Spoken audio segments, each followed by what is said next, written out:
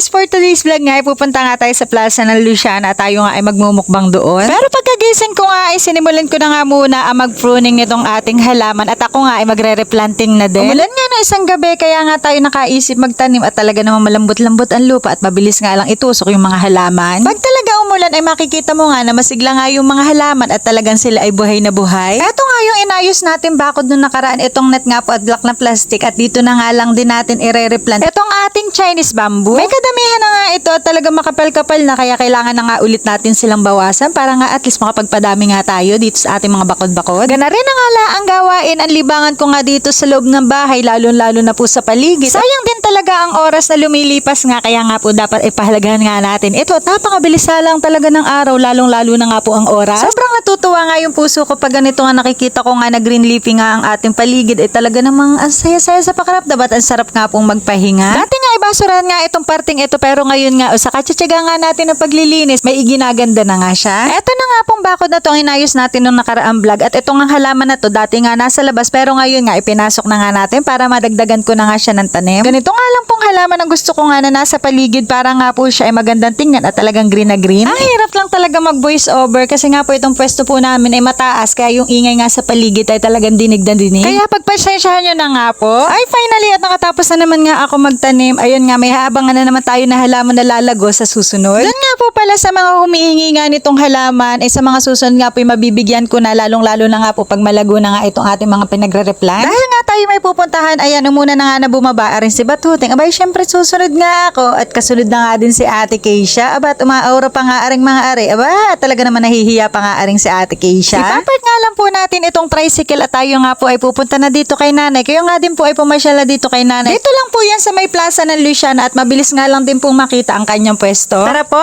kain tayo. Ayan nga at talagang kanina pa nga din ako nagmumukbang dito. May butche, may pansit at talagang may turon pa nga at saka may lumpia. Ay talaga naman pag napapunta nga sa ganirang kainan ay talagang walang diet. Abay okay lang yun. Ang mahalaga nga ay busog.